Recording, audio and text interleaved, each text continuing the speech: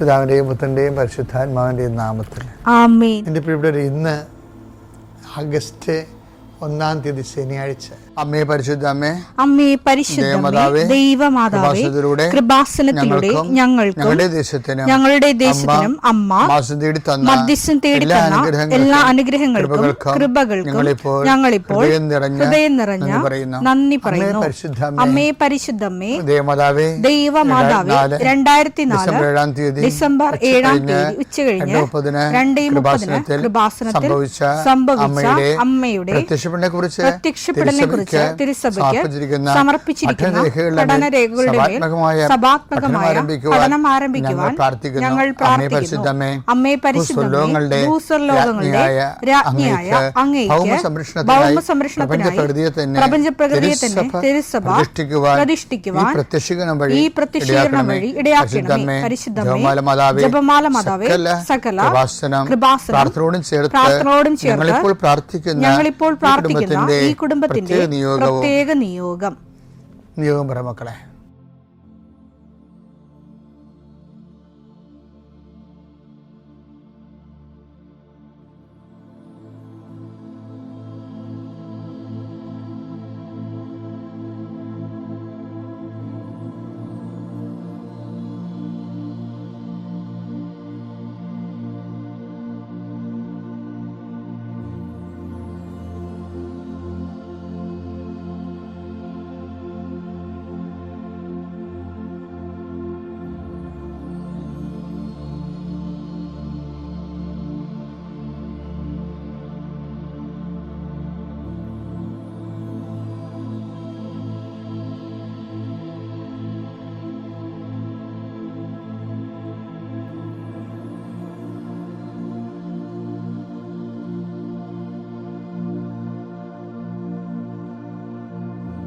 അമ്മയുടെ പ്രത്യക്ഷീകരണത്തിന്റെ ഈ അനുഗ്രഹവേളയിൽ ഞങ്ങൾക്ക് സാധിച്ചു തരുവാൻ കനിയണമേ.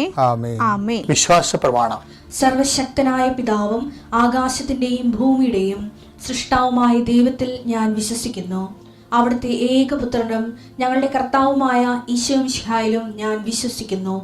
ഈ പുത്രൻ പരിശുദ്ധാത്മാവിനാൽ ഗർഭസ്ഥനായി കന്യകാമറിയത്തിൽ നിന്ന് പിറന്ന് പൊന്തിയോസ് പീലാത്തോസിന്റെ കാലത്ത് പീഡകൾ സഹിച്ച് കുരിശിൽ തറയ്ക്കപ്പെട്ട് മരിച്ച് അടക്കപ്പെട്ട് പാതാളങ്ങളിൽ ഇറങ്ങി മരിച്ചവരുടെ ഇടയിൽ നിന്ന് 3-ാം നാൾ ഉയർത്ത് സ്വർഗത്തിലേക്ക് എഴുന്നള്ളി സർവശക്തിയുള്ള പിതാവായ ദൈവത്തിന്റെ വലതുഭാഗത്തിരിക്കുന്നു.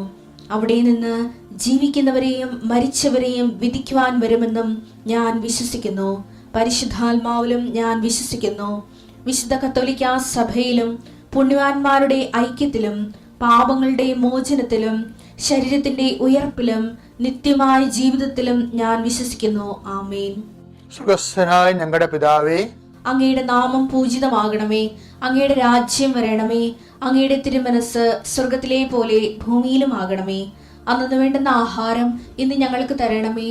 ഞങ്ങളോട് തെറ്റ് ചെയ്യുന്നവരോട് ഞങ്ങൾ ക്ഷമിക്കുന്നത് പോലെ ഞങ്ങളുടെ തെറ്റുകൾ ഞങ്ങളോടും ക്ഷമിക്കണമേ. ഞങ്ങളെ പ്രലോഭനത്തിൽ ഉൾപ്പെടുത്തരുതേ, തിന്മയിൽ ഞങ്ങൾ രക്ഷിക്കണമേ. ആമേൻ. നന്മ നിറഞ്ഞ മറിയമേ, സ്വസ്തി. കർത്താവ് അങ്ങയുടെ കൂടെ സ്ത്രീകളിൽ അങ്ങ് അനുഗ്രഹിക്കപ്പെട്ടവളാകുന്നു. അങ്ങയുടെ ഉദരത്തിൻ ഫലമായി ഈശോ അനുഗ്രഹിക്കപ്പെട്ടവനാകുന്നു. പരിശുദ്ധ മറിയമേ, തമ്പുരാന്റെ അമ്മേ, പാപികളായ ഞങ്ങൾക്ക് വേണ്ടി ഇപ്പോഴും ഞങ്ങളുടെ മരണസമയത്തും തമ്പുരാനോട് അപേക്ഷിക്കണമേ. ആമേൻ. കർത്താവേ, നിന്റെ ഉന്നതമായ നാമത്തിന് സ്തോത്രം ചെയ്യും. കർത്താവേ, നിന്റെ വിശുദ്ധ പൗരോഹിത്യത്തെ മഹത്വപ്പെടുത്തണമേ. കർത്താവെ, സഭയിലുള്ള സാന്നിധ്യം പ്രകടമാക്കണം. 40 വർഷം ഞാൻ അർപ്പിച്ച കൃപാന്റെ യുഗതിയാണ്. കൃപാസ്ഥാനത്താറെ ജീവനോടെ പ്രത്യക്ഷപ്പെട്ട മാതാവിന്റെ മാധ്യസ്ഥ ഇന്ന് ഉത്തരവാദിത്തങ്ങളിലേക്ക് പോകുന്ന എല്ലാവരെയും ഞാൻ ഈശോയുടെ നാമത്തിൽ ആശ്രയിക്കുന്നു. ജോലി, വീട്, വിവാഹം, ബാങ്ക്, പരീക്ഷ, പഠനം, ഇൻ്റർവ്യൂ, സ്ഥലമെടുപ്പ്, സ്ഥലം അളപ്പ്, വീട് വെക്കൽ, അപേക്ഷ കൊടുക്കൽ, ഇങ്ങനെ ആശുപത്രി പോക്ക്, ടെസ്റ്റ്, അതുപോലെ തന്നെ ബയോപ്സി, ഇങ്ങനെ എന്തെല്ലാം കാര്യങ്ങൾക്ക് വേണ്ടി നിൻ്റെ ദൈവപദത്തിൽ നീ പോകുന്നുവോ, come with you wherever you go. നീ എവിടെ പോയാലും നിൻ്റെ കൂടെ ഞാൻ ഉണ്ടായിരിക്കും. നല്ല കർത്താവിൻ്റെ വാഗ്ദാന പ്രകാരം സഞ്ചാരി മാതാവ് സമയത്തിൻ്റെ അധികാരി നിൻ്റെ കൂടെ വരികയും നിൻ്റെ ഉദ്ദേശ ലക്ഷ്യങ്ങളെ ആശീർവദിക്കുകയും നിൻ്റെ നീ അറിയാത്ത അവിചാരിതമായ അപകടങ്ങൾ, ആകസ്മിക സങ്കടങ്ങളിൽ നിന്ന് കർത്താവ് നിന്റെ യാത്രയുടെ ലക്ഷ്യത്തെ സംരക്ഷിക്കട്ടെ. പിതാപുത്രനും പരിശുദ്ധാത്മാവായ സർവ്വേശ്വര എന്നേക്കും ആമേൻ. എൻ്റെ പ്രിയപ്പെട്ടവരെ, പിന്നെ എനിക്ക് ഏറ്റവും ഇഷ്ടപ്പെട്ടത് ഈ മേരി മേഡൽ കുഞ്ഞു വെളുപ്പാങ്കാലത്തെ ഈ സുഗന്ധമൊക്കെ ഇരുന്ന് ഇടിച്ചു കൂട്ടി അരച്ച് കുറുക്കിയൊക്കെ ഇവർ ഒരു പാത്രം ചുവന്നുകൊണ്ട് ഇവർ വരണില്ലേ, അത് ഭയങ്കര കാഴ്ചയാണ്. അവൾക്കറിയത്തില്ല കർത്താവ് ഉയർത്തുന്നത്, അവളോട് പറഞ്ഞിട്ടില്ല. അവൾ വിചാരിച്ചിരിക്കണത് എല്ലാവരും മരിക്കണ പോലെ എൻ്റെ കർത്താവ് മരിച്ചു. അന്നാണെങ്കിൽ സാപത്തായ കാരണം കർത്താവിനെ നല്ലവണ്ണം സുഗന്ധാഭിഷേകം ചെയ്യാൻ പറ്റിയില്ല. അതുകൊണ്ട് പുള്ളിക്കാരത്തേക്ക് മനസ്സ് തെങ്ങിയിട്ടേ ഉറക്കം നിന്ന് ഈ കണ്ണൊക്കെ ഇങ്ങനെ നീരും വെച്ചാണ് ഈ സാധനം ചെയ്യണതേ. എല്ലാം ഈ അകിലും കുന്തിരിക്കോ മീറയോ എല്ലാം കൂടി ഇടിച്ച് കുറുക്കി അരച്ച് പേസ്റ്റാക്കി ആ രാത്രി മുഴുവൻ ആ പരിപാടിയായിരുന്നു പുള്ളിക്കാരത്തി. ഒന്ന് ചിന്തിക്കണം കേട്ടോ വാസുദി. ഞാൻ എപ്പോഴും അവർക്ക് ഒരു വല്ലാത്തൊരാളാണ് മേരി മേഘ. നമ്മുടെ കുഴിയാഴ്ചക്ക് നമ്മുടെ മക്കൾ തന്നെ 2 പൂ കൊണ്ടുവന്ന് വെക്കണേ കണ്ടവൻ്റെ അടുത്തേക്ക് പോയി കാശ് മേടിച്ചോണ്ട് കൊണ്ടുവന്ന് വെക്കത്തുള്ളൂ. നീ വയ്ക്കോ, നീയൊക്കെ ഒന്ന് മരിച്ചു നോക്കിക്കേ വെടിപ്പായിട്ട്.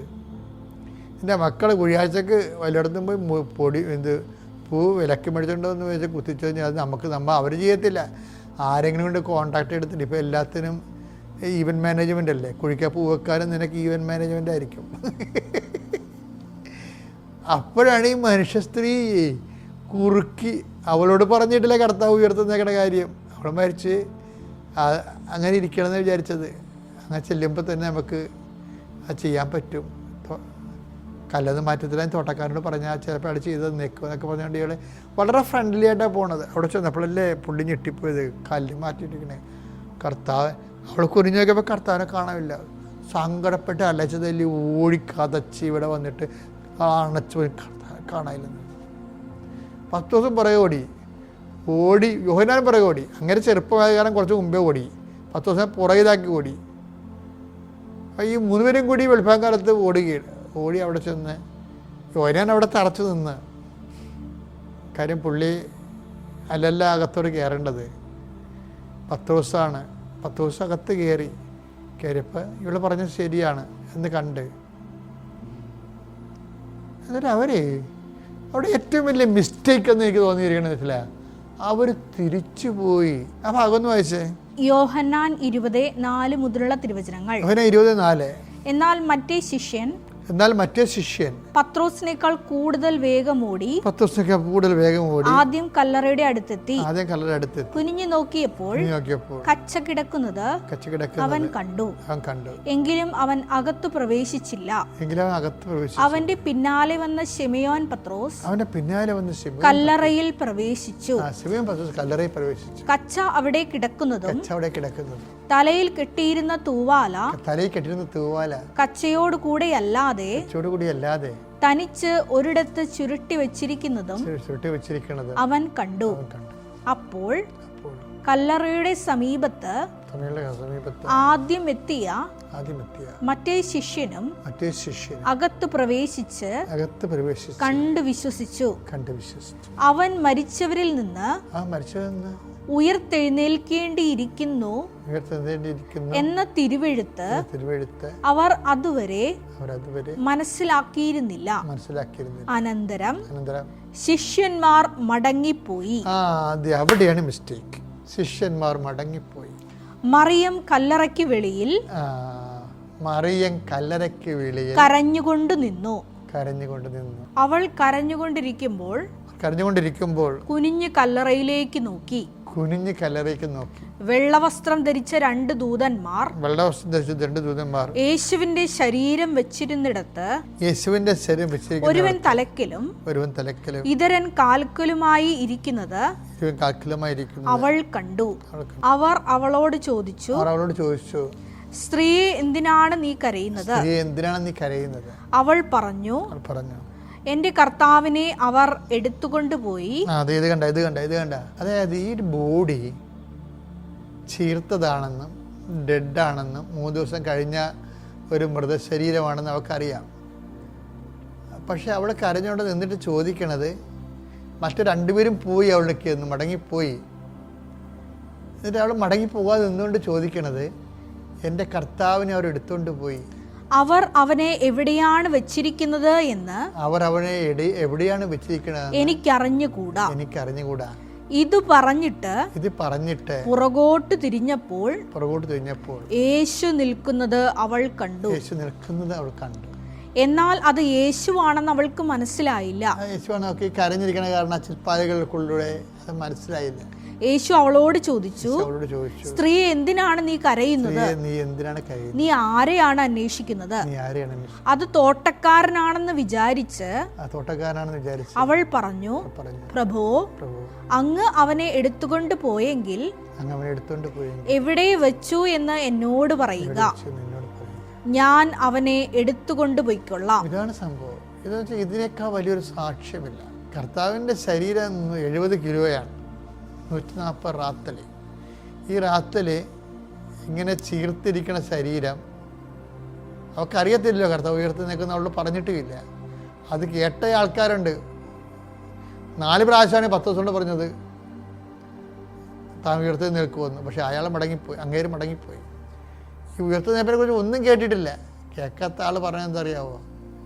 എൻ്റെ കർത്താവിനെ അവ എടുത്തുകൊണ്ട് പോയി. എവിടെയാണ് വെച്ചിരിക്കണമെന്ന് എന്നോട് പറയുക, ഞാൻ വന്ന് അവനെ എടുത്തുകൊണ്ട് പോയിക്കൊള്ളാം. കാര്യം ഇത് സുവിശേഷത്തിലെ ഏറ്റവും വലിയൊരു സാക്ഷ്യമാണ്. എന്ന് വെച്ച് കഴിഞ്ഞാൽ നമുക്കൊരു അടയാളം കിട്ടണില്ല. നമ്മൾ ആശിച്ചും പ്രാർത്ഥിച്ചും ഒക്കെ കരുതുന്ന ആൾ കൈവിട്ടു പോയി.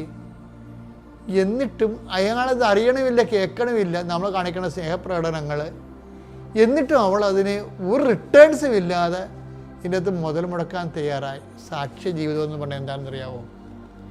ഒരു വരുമാനവും കാണാതെ മുതൽ മുടക്കാൻ കഴിയുന്നതാണ് സാക്ഷ്യ ജീവിതം.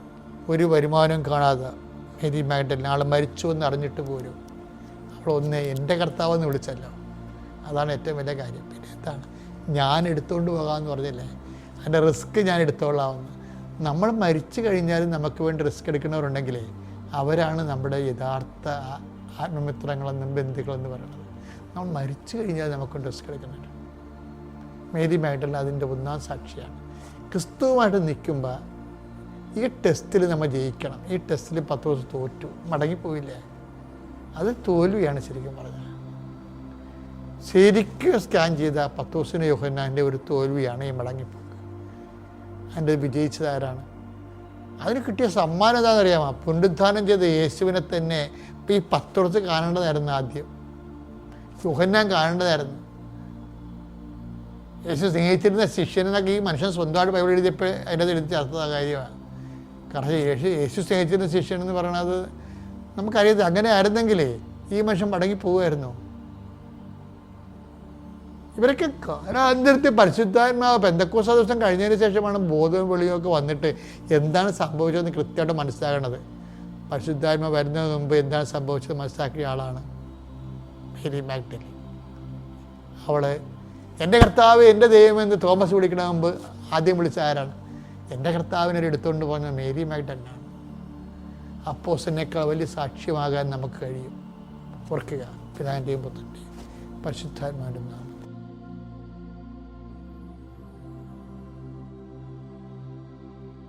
അത്യപൂർവ ദൈവാനുഭവങ്ങൾ ഇനി നിങ്ങൾക്കും സ്വന്തം. ഈ യൂട്യൂബ് ചാനൽ ഇതുവരെ സബ്സ്ക്രൈബ് ചെയ്തിട്ടില്ലെങ്കിൽ ഇപ്പോൾ തന്നെ സബ്സ്ക്രൈബ് ചെയ്യുക.